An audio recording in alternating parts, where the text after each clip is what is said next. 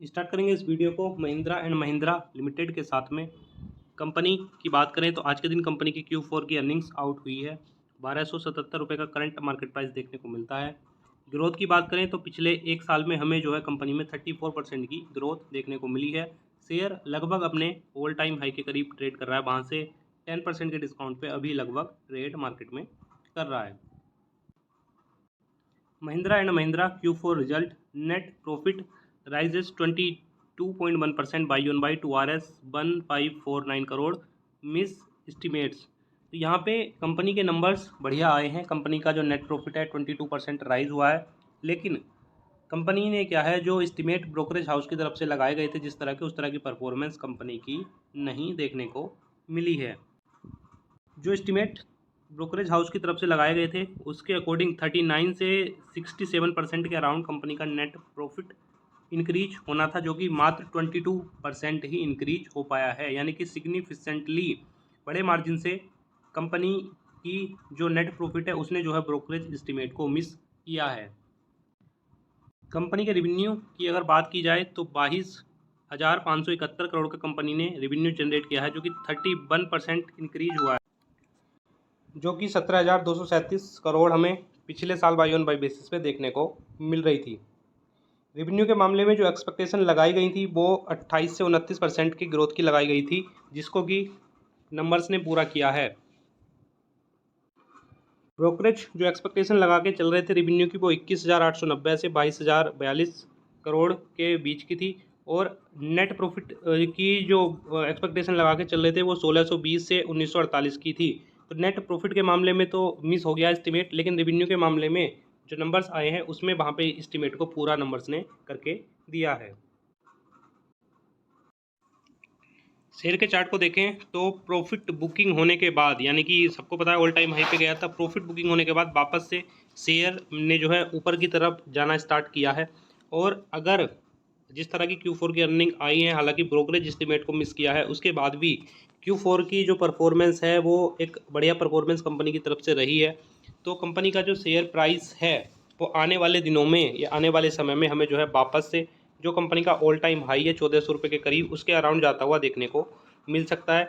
Recent performance company की उस तरह की रही है, जैसे आप यहाँ पे देखें 2020 के बाद कंपनी ने एक रैली दी थी, फिर क्या है, फिर शेयर जो है कंसोलिडेट हुआ एक जोन में, उसके बाद फिर 2022 में कंपनी ने जो है एक रैली दी, अभी फिर से जो है शेयर एक जोन में कंसोलिडेट हो रहा है, और कंसोलिडेट होने के बाद शेयर जो है कहीं ना कहीं हमें जो है एक पॉजिटिव ब्रेकआउट ऊपर की तरफ देता हुआ देखने को मिल सकता है। निवेशक कंटिन्यू करके चल सकते हैं।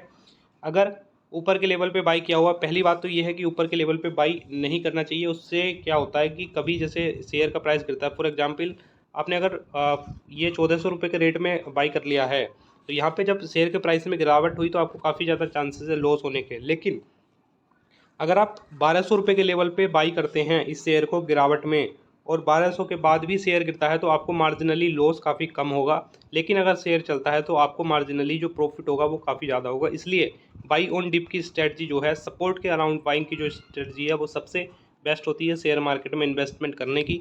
चाहे आप सबसे अच्छे स्टॉक को ले लें या फिर थोड़े कम अच्छे स्टॉक को भी ले लें, सपोर्ट पे डिस्काउंट पे बाई करेंगे तो हमेशा जो है बेहतर रहेगा। आगे जिस कंपनी की Q4 की अर्निंग्स हम डिस्कस करेंगे उसका नाम है इंडियन एनर्जी एक्सचेंज लिमिटेड, यानी कि IEX। 155.80 का करंट मार्केट प्राइस है। 30 पैसे की तेज़ी के साथ शेयर ने आज के दिन मार्केट में क्लोजिंग दी है। रीसेंट परफॉर्मेंस की बात करें या फिर शेयर के चार्ट को अगर देखें तो पता चलेगा कि शेयर में बड़ी गिरावट जो है हमें देखने को मिलेगी। 200 रुपये के अराउंड से शेयर का प्राइस जो है 155 रुपये के प्राइस पे भी चल रहा है। हालांकि ये गिरावट काफ़ी ज़्यादा थी, एक टाइम था जब 125 के अराउंड तक शेयर का प्राइस चला गया था, वहाँ से जो है रिकवरी शेयर में जो है देखने को हमें मिली है। 5 साल में अगर देखें तो 5 साल में अभी भी इस कंपनी ने लगभग 3 गुना के रिटर्न अपने इन्वेस्टर्स को बना के दिए हैं, और शेयर क्या है 300 रुपये तक चला गया था, वहाँ से भी 50% के डिस्काउंट पे मार्केट में चल रहा है। एक आइडियल प्राइस है बाइंग करने का। हालांकि स्मॉल बेटेज के साथ कंपनी में जाना सही होगा, ज़्यादा बेटेज के साथ कंपनी में जाना सही नहीं होगा, क्योंकि अभी भी काफ़ी ज़्यादा रिस्क कंपनी के ऊपर है। तो जो कंपनी की अर्निंग्स रिलीज हुई है उसमें जो ब्रोकरेज हाउस का एस्टीमेट लगाया गया था उसको जो है मार्जिनली बीट किया है। तो जो एक्सपेक्टेशन थी अर्निंग पर शेयर की वो 92 पैसे की थी, हालांकि 93 पैसे का यहाँ पे रिपोर्ट हुआ है, तो मार्जिनली हायर थोड़ा सा रहा है और एस्टीमेट को जो है बीट किया है। साथ ही रेवेन्यू के मामले में जो है एस्टीमेट को कहीं ना कहीं थोड़ा सा मिस कर दिया है। 111 करोड़ का कंपनी को रेवेन्यू जनरेट करना था, जो कि 107 करोड़ का कंपनी ने रेवेन्यू जनरेट किया है, जो कि 4% के मार्जिन से मिस हो गया है। IEX consolidated March 2023 net sales at RS 107 यानी कि 107 crore, down 4.51% by on by. तो 107 करोड़ का रेवेन्यू कंपनी ने जनरेट किया है, जिसमें कि 4.5% की गिरावट अभी के समय में देखने को हमें मिल रही है। तो जो कंपनी का रेवेन्यू हमें लास्ट ईयर देखने को मिल रहा था वो था 111 करोड़ के अराउंड, जिसमें कि 4.5% की गिरावट हमें देखने को मिल रही है।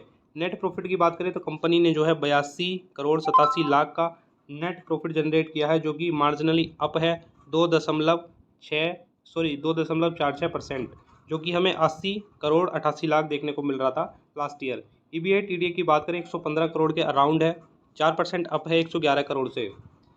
अर्निंग पर शेयर की बात करें तो जैसा हमने बताया 93 पैसे जो है कंपनी की अर्निंग्स पर शेयर अभी के समय में है, जो कि 90 पैसे हमें लास्ट ईयर देखने को मिल रहा था। रिटर्न हम कंपनी के ऑलरेडी डिस्कस कर चुके हैं, शेयर जो है डिस्काउंट पे अभी के समय में ट्रेड कर रहा है।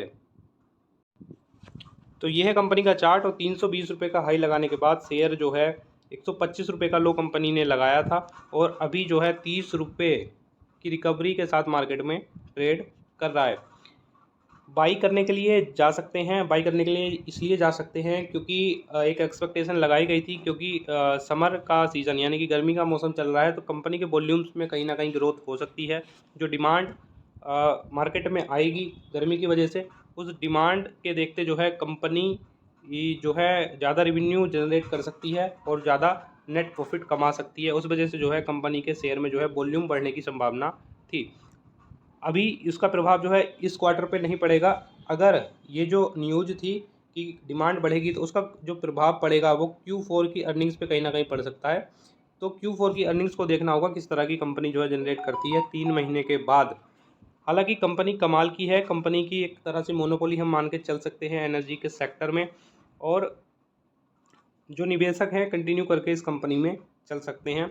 स्मॉल वेटेज के साथ कंपनी में बने रहें। अगर कंपनी रिकवरी दिखाती है और थोड़ा ऊपर आती है, क्योंकि कुछ लोग ऐसे होंगे जिन्होंने जो है 300-280 रुपये के लेवल पे भी इस कंपनी को बाई करके रखा हुआ होगा। लॉन्ग टर्म के लिए भी कुछ लोगों ने इस कंपनी को अपने पोर्टफोलियो में ऐड किया होगा।